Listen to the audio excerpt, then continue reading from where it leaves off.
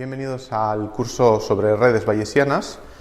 En este curso, el tema de este curso, obviamente, son las redes bayesianas, que son lo que se conocen como modelos gráficos probabilísticos. Es decir, son herramientas que van a tener una parte gráfica y que nos van a permitir representar distribuciones de probabilidad. Estas distribuciones de probabilidad son las que utilizaremos para construir lo que conocemos como modelos probabilísticos. Por tanto, toda la teoría detrás de las redes bayesianas se basa en la teoría de la probabilidad, en todos esos conceptos. Y eso es lo que vamos a trabajar en estos primeros vídeos. Y antes de nada, antes de entrar en materia, vamos a repasar en este primer vídeo introductorio por qué son interesantes los modelos probabilísticos, qué es lo que tienen de particular y en qué situaciones podemos recurrir a ellos. Y el hecho es que el interés que hay en los modelos probabilísticos viene por el hecho de que vivimos en un mundo rodeados de incertidumbre. Y esta incertidumbre, pues de alguna manera nos vemos en la necesidad de gestionarla, de manejarla y de razonar en presencia de esa incertidumbre. Y podemos verlo con un ejemplo muy sencillo. Supongamos que queremos ir a hacer las compras, ¿no? Yo quiero ir a hacer hoy las compras. Y bueno, pues lo que no quiero es esperar en la cola un montón de tiempo. Entonces la pregunta es, ¿cuándo voy? ¿Voy ahora, que todavía, digamos, acaban de abrir el supermercado? ¿Voy a mediodía? ¿Voy un sábado a la tarde? Evidentemente, dependiendo de cuándo vaya, pues me voy a encontrar con más cola, más gente, menos gente. Este tipo de situaciones se nos presentan a diario y tenemos que tomar una decisión en estas situaciones. ¿Cómo lo hacemos? Pues habitualmente en base a nuestra experiencia. Yo ya sé que, pues que probablemente si voy un sábado a la tarde, y sobre todo según qué días o qué épocas del mes, pues va a haber muchísima más gente que si voy un día entre semana al mediodía. Simplemente nos basamos en nuestra intuición, en nuestra experiencia. Evidentemente eso es posible, es factible en problemas y en situaciones sencillas como las que nos encontramos nosotros a diario. Pero cuando la situación se complica, de alguna manera esa parte de nuestra inteligencia, esa capacidad para aprender de la experiencia, pues es interesante trasladarla o formalizarla matemáticamente, ¿no? Y podemos, por ejemplo, pensar en este problema, pero al revés. Ahora ya no somos los clientes que van a la cola del supermercado, ahora somos los gerentes o las gerentes que tienen que planificar la plantilla de una gran superficie que tiene, no de una gran superficie, sino de una cadena de supermercados que tiene 100 supermercados repartidos por todo el país y que en cada uno de esos supermercados pues tiene 20 cajas, 20 líneas de caja. Claro, 100 supermercados, 20 líneas de caja, son 2.000 personas que hace falta para atender las cajas. Obviamente, como gerente no tiene mucho sentido, y de hecho no iba a durar mucho como gerente, si decidiese contratar a 2.000 personas durante las 12 horas que abre el supermercado, de 10 a 10 o de 9 a 9, todos los días del año. Porque en la mayoría del tiempo no va a hacer falta tener 20 cajas abiertas. De hecho, habrá situaciones en las que con 3 o 4 o 5 cajas abiertas sea más que suficiente. Entonces, ¿cómo decido yo? ¿Cómo razono? ¿Cómo planifico la plantilla de cada uno de esos supermercados, cada uno en un sitio diferente en su contexto, etcétera? Pues esa es una situación compleja en la cual yo me puedo basar en mi experiencia, pero tengo que ser un gerente muy experto para realmente poder tomar decisiones razonables. Mejor que eso, o una herramienta que me podría ayudar a tomar esas decisiones, es lo que se conocen como sistemas de apoyo a la decisión, sería un modelo, una herramienta que de alguna manera pues me dé una idea, obviamente no precisa porque estamos hablando de que son contextos de incertidumbre, pero que me dé una idea de cuánta gente va a haber en mi supermercado, en cada uno de sus supermercados, en cada momento del día, del mes, etcétera, ¿no? Entonces, esa es una de las utilidades de los modelos probabilísticos, tomar toda la información. Yo sé el año pasado cuánta gente ha habido en el supermercado, y con toda esa información, de alguna manera, yo voy a crear un modelo probabilístico que me va a ayudar a razonar y a tomar decisiones respecto a pues, cómo contratar a mi plantilla.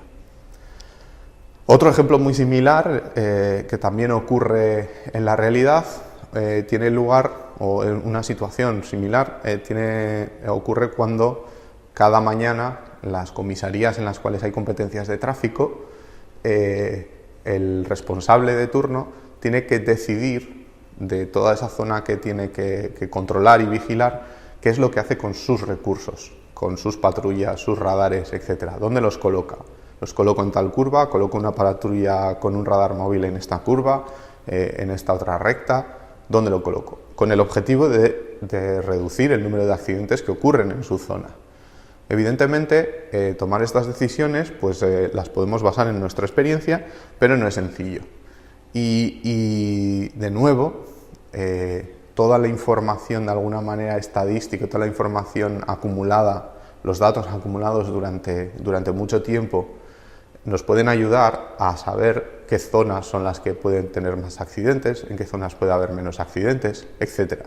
A tomar una decisión en ese sentido. Es decir, a construir lo que se denominan, insisto, sistemas de apoyo a la decisión. Como último ejemplo de este tipo de aplicaciones también podemos hablar de lo que es hoy en día la biomedicina. Cada vez es más habitual que cuando un médico va a diagnosticar, pues realice pruebas en las cuales el volumen de datos que se generan es muy grande. Podemos tener miles de mediciones en un análisis de sangre no rutinario, podemos tener imágenes muy complejas de resonancia, etc., ¿no? Por muy experto que sea el médico en esos temas, es muy difícil gestionar toda esa información. En este caso, de nuevo, pues, lo que queremos es, o lo que necesitamos es algo que de alguna manera pues, nos dé indicios, pistas de qué enfermedad es más probable, qué enfermedad es menos probable, y todo ello en base a datos acumulados, etc. Por supuesto, de nuevo, es una situación en la cual tenemos incertidumbre y tenemos que tomar esa decisión. Cuando un médico hace un diagnóstico, pues nunca tiene una certeza absoluta de cuál es ese diagnóstico, ¿no? Por tanto, una de las grandes aplicaciones de los modelos probabilísticos en general y en particular, evidentemente, de las redes bayesianas es la creación de modelos, de creación de sistemas de apoyo a la decisión o la creación de modelos predictivos, etcétera, etcétera. Pero no es la única. Existe otra situación en la cual los modelos probabilísticos también son de gran utilidad y es el mundo, digamos, la tarea que se conoce como simulación. Porque hay situaciones en las cuales, digamos, realizar pruebas o ensayos, experimentos, etcétera, en la realidad puede ser o bien peligroso, podemos pensar en un piloto de avión aprendiendo a volar, a aterrizar, a despegar, etcétera. Hacerlo en la realidad directamente es peligroso, o puede ser muy costoso en caso de que haya un accidente, etcétera. También, bueno, pues cualquier otro tipo de pilotos, es muy habitual el uso de simuladores. O, como digo, puede ser también muy costoso. Por ejemplo, podemos pensar en otro contexto que sería el de la construcción de un clúster de cómputo. Supongamos que yo quiero construir un supercomputador, tengo un presupuesto de 1 millón de euros para construirlo y lo vamos a utilizar para hacer predicción meteorológica. Entonces, bueno, pues el tipo de análisis de tareas que va a tener que ejecutar ese supercomputador es un tipo muy concreto de aplicaciones y existen muchas formas de construir un supercomputador. Unas serán más apropiadas para esa tarea y otras serán menos apropiadas. Y la pregunta o lo que yo quiero saber es, bueno, ¿cuál es la arquitectura? ¿Qué tipo de nodos son los que mejor me van a funcionar? ¿Qué tipo de interconexión entre esos nodos, etcétera? Evidentemente, lo que no puedo hacer es coger ese 1 millón de euros, gastármelo según mi intuición, según mi experiencia, construirlo y luego ver si funciona o no funciona. ¿Una solución cuál es? Pues construir un simulador. Simular el tipo de aplicaciones que el clúster va a tener que ejecutar, simular cómo funciona ese clúster, cómo funcionan las diferentes arquitecturas y ver cuál es la que produce o proporciona un mayor rendimiento. Con todas esas simulaciones, entonces yo ya puedo tomar una decisión no basada puramente en mi intuición, sino realmente ya en ciertas pruebas, pues como digo, no reales, pero bueno, sí simuladas. Por supuesto, la simulación, por ejemplo, la simulación en un vuelo, etcétera, no tiene por qué incluir elementos aleatorios, pero sí que pretendemos simular verdaderamente la realidad, en la cual evidentemente siempre hay un componente de aleatoriedad en todo lo que ocurre, etcétera, pues es necesario incluir o puede ser necesario, ser importante incluir esa aleatoriedad en nuestro modelo, y entonces es cuando los modelos probabilísticos pues nos pueden servir para incluir, para de alguna manera simular esa aleatoriedad que hay en el mundo. Por tanto, resumiendo,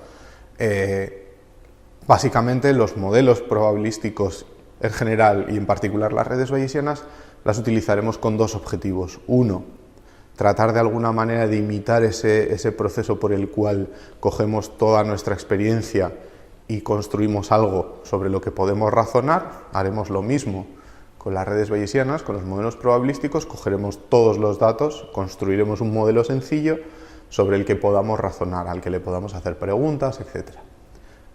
Esa es una de las aplicaciones, y la otra muy importante es la simulación. Yo construyo mi modelo y ahora genero datos que de alguna manera sigan ese modelo.